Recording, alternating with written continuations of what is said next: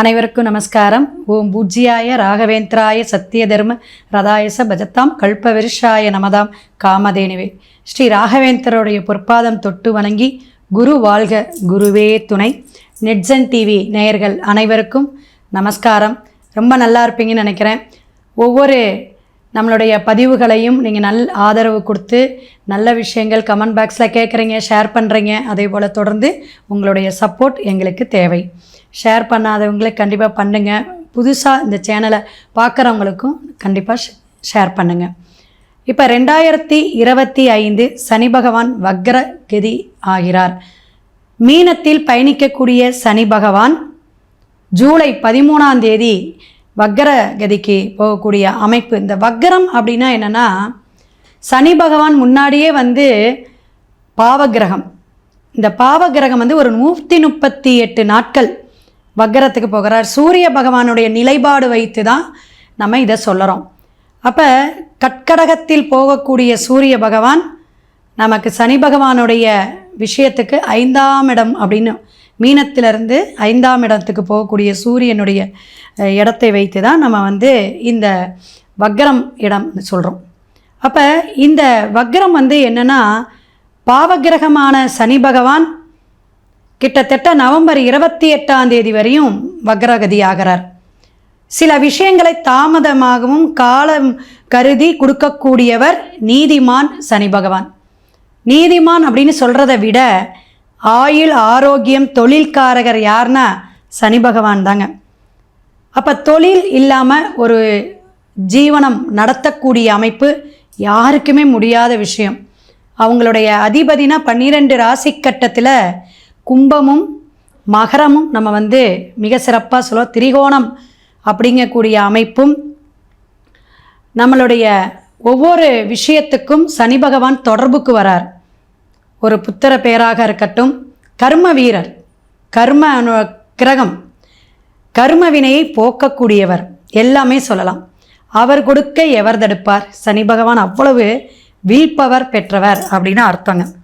அப்போ சனி பகவானுடைய நிலைப்பாடு அப்படிங்கும் பொழுது சிறப்பான ராசிகள் ஒரு 5 ராசி நல்ல நிலைக்கு இந்த 138 நாட்கள் பயனடையக்கூடிய அமைப்பு உண்டுங்க.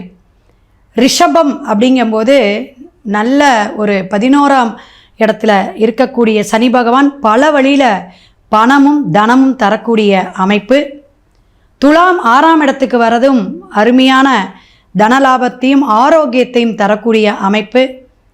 மகர ராசிக்கும் சிறப்பான பலாபலனை கொடுக்க காத்து கொண்டு இருக்கிறார்.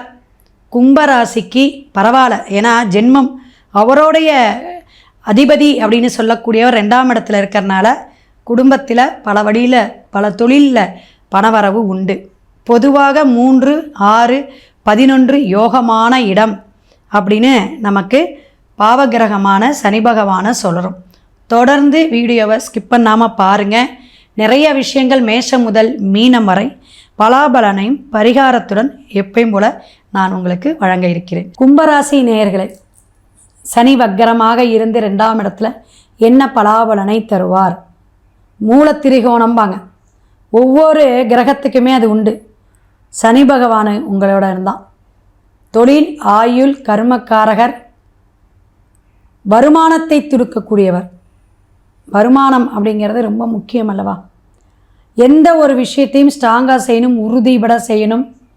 உயர்வான சிந்தனை உண்டு, அதிகமான ஆசைகள் உண்டு, நல்ல அலைச்சல். எதாக இருந்தாலும் பார்த்துக்கலாம். எவ்வளோ தூரம், 50 கிலோமீட்டரா 100 கிலோமீட்டரா, எப்படியா இருந்தாலும் போய் பார்த்துட்டு வந்துடலாங்க அப்படின்னு உறுதியாக சொல்லக்கூடியவங்க கும்பராசி தாங்க. ராகு ஜென்மத்திலேயே இருந்தாலும் 2ஆம் இடத்துல வக்கரமாக இருக்கார். வக்கர சனி தொழிலில் சில விஷயங்களை மாற்றத்தை ஏற்படுத்தும். குடும்ப ஒற்றுமையில் இல்லாதவங்களுக்கு ஒற்றுமையாகும். நல்ல ஒற்றுமையாக அந்யோன்யமாக இருக்காங்க அப்படிங்கிறதுக்கு சில பிரச்சனைகள் வரும். நல்லா கேட்கணும். சில பிரச்சனைகளை யாருக்கு கொடுப்பாங்கன்னா, சந்தோஷமாக எல்லாமே இருந்துட்டு இருந்தால் சில பிரச்சனை கொடுத்துருவார். பிரச்சனையே வாழ்க்கைங்க, போராடிக்கிட்டே இருக்கேன், மாற்றமே வரமாட்டேது, என்னம்மா சொல்கிறீங்க, என்னம்மா பண்ணுறது? இதெல்லாம் 7.5 சனி தாக்கம். கும்பத்துக்கு 7.5 சனி தாக்கம், புலம்பல்கள் தெரியுது. ராகு வேற உடம்பு தொந்தரவு, அலைச்சல்கள், அப்பா வழியிலேருந்து பெரிய பிரச்சனைகள், சொத்து பிரச்சனை, கடன் பிரச்சனை, இருக்கிறதே கடன் பிரச்சனை. அப்போ இந்த வக்கர சனி இருக்கும்போது கொஞ்சம் உழைப்பை நிறைய கொட்டுங்க. கண்ணு முழிச்சு வேலை பாருங்கள். எக்ஸ்ட்ரா டியூட்டி, எக்ஸ்ட்ரா டைம், நேரம் அதிகமான ஒரு வேலை செஞ்சால் அதுக்கான நல்ல இன்சென்டிவ் கிடைக்கும், போனஸ் கிடைக்கும். இதெல்லாம் வரக்கூடிய காலகட்டங்கள்னு வச்சுங்களேன். நன்மதிப்பை பெறுவீங்க. உழைக்கக்கூடியவங்களுக்கு ஊதியம் உண்டு கும்பராசிக்கு அப்படின்னு சொல்லலாம். அயராது உழைச்சிங்கன்னா நல்ல ஒரு முன்னேற்றம் உண்டு, நல்ல வருமானமும் உண்டு, பேர் புகழ் உண்டு. பேரை சம்பாரிச்சுக்கணும். அந்த பேர் தான் நமக்கு நிலைநாட்டும். அப்படி குடும்பத்தில் மட்டும் தகராறோ குடும்ப ஒற்றுமை கூறுவோம் உடனே நீங்கள் போய் முன்னிருந்து செய்கிறது வேண்டாம். 2இல் சனி பகவான் வக்கரமாகிறார். வார்த்தை பேச்சில் யார்கிட்ட எதை பேசணும் அளந்து பேசணும். கலைத்துறை, இசைத்துறை, நாட்டியத்துறை, வெளிநாடு வெளியூர் நல்ல யோகம் கிடைக்கும். வெளிநாடு நிறைய பேர் கும்பராசிக்காரங்க கிளம்பிட்டாங்க. ஜாதகம் பார்க்க வராங்கள லக்னக்காரங்களா நிறைய கிடச்சிருச்சுங்க. ஹைதராபாத் கிடச்சிருச்சு, யூகேயில் கிடச்சிருச்சு. இது மாதிரி ஏன் அந்தமானில் கூட ஒரு பொண்ணுக்கு கிடச்சிருக்குனாங்க. அவங்க ராகு திசை போயிட்டு வாங்கம்மான்ட்டேன். தப்பே இல்லை, நல்ல ஜாப் இருக்கணும். இப்போ கொஞ்ச நாள் போயிட்டு வந்துருங்க, ஒரு 2.5 வருஷம் இருந்துட்டு வந்துருங்க அப்படின்ட்டேன். ஏன்னா அவங்களுக்கு நல்ல பேர், நல்ல வருமானம், கை நிறைய எடுத்துகிட்டு வந்தால் அவங்களுக்கு சொந்த வீடே இல்லை. சொந்த வீடு இல்லை, அப்பாவுக்கு உடம்பு தொந்தரவு, அம்மா அப்பாவும் சின்ன தொழில் செஞ்சிட்ருக்காங்க. அவங்க என்ன போய் லேபராக வந்து ஒரு மில்லில் வேலை செய்கிறாங்க. என்ன வருமானம் இருக்கும்? பொண்ணாக இருந்தானே ஆணாக இருந்தானே நமக்கு வருமானம் தேவை, வயிறு இருக்குல்ல. அப்போ நம்மளுடைய காரியங்களில், நம்மளுடைய செயல்பாடில், நம்மளோட தொழிலில் நம்மளை அப்படியே வியர்வை சிந்தி வேலை செய்யும் பொழுது அவர் வந்து ஆகா உழைப்பே நமக்கு வந்து என்னதுங்க, இறைவன் இருக்கார், உழைக்கிற இடத்துல இருக்கு. அதனால தான் ஏழையிடம் இறைவனை காணலாம். நல்ல ஒரு எண்ணத்தோட, நல்ல ஒரு செயல்பாடோடு இருங்க. வெளிநாடு வெளியூர் இருந்துச்சுன்னா கண்டிப்பாக போங்க. குரு பகவான் பார்க்குறாரு உங்கள் இடத்தையும், அதனால் பயப்பட வேண்டாம். சப்போர்ட் கொடுக்கும். ஒரு திடீர் தன லாபம் உண்டுங்க. நிலையானது இந்த வருஷமே உங்களுக்கு வந்துருச்சா? இந்த 138 நாளில் வருதாங்க, இந்த 140 நாளில் வருதாங்கன்னு கேட்டிங்கன்னா வரும். அது ஸ்ட்ராங்காக வந்து கொடுத்துட்டு போயிடும். ஏன்னா குரு சண்டால யோகன்னு இந்த ராகேது பயிற்சியிலெல்லாம் சொல்லும்போது.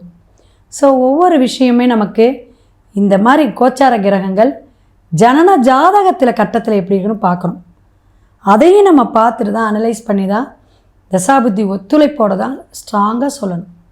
சும்மா நம்ம பயண கிரகணத்தை வச்சே நம்ம சொல்லிகிட்டே போக முடியும். இதெல்லாம் ஒரு 50% தான். அப்போ உங்களுடைய வக்கர சனி பகவான் நல்ல ஒரு விஷயத்தை கொடுக்க இருக்கிறார். முற்போக்கான சிந்தனையை கொடுப்பார். நல்ல வந்து உங்களுக்கு உழைப்பை கொடுப்பார், நல்ல வருமானத்தை கொடுப்பார், லாபத்தை கொடுப்பார்.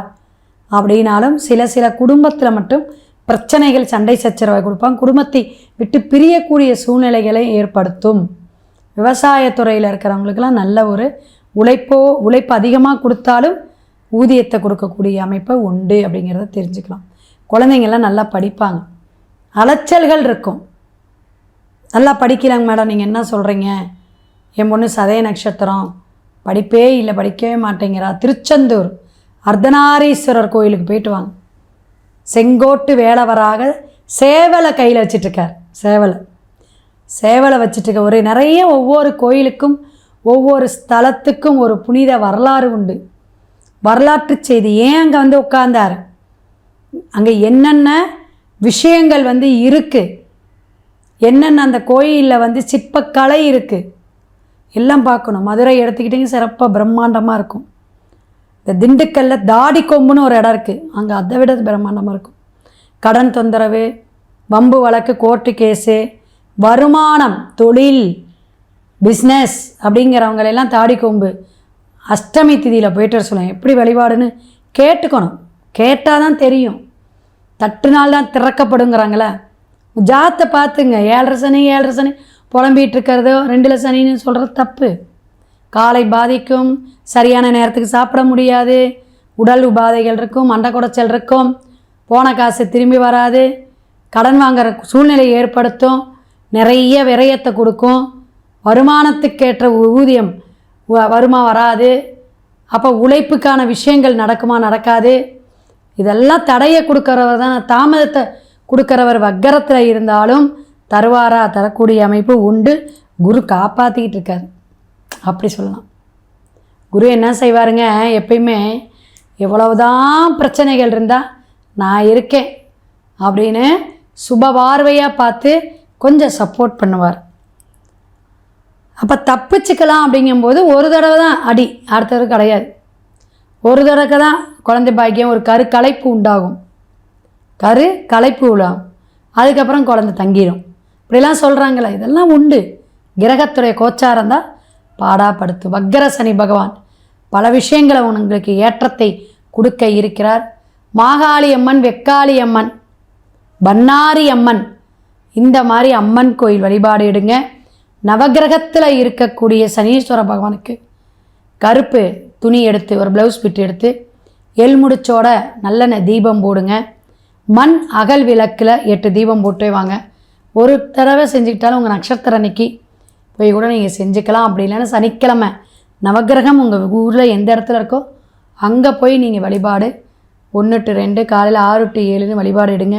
சிறப்பான பலாபலனையும் தொழில் ஆயுள் ஆரோக்கியத்தையும் பெருக வருவார் சனி பகவான் வாரி வழங்குவார் என்று வாழ்த்தி அடுத்த பதிவில் பார்ப்போம். சிவாய நம. திருச்சிற்றம்பலம்.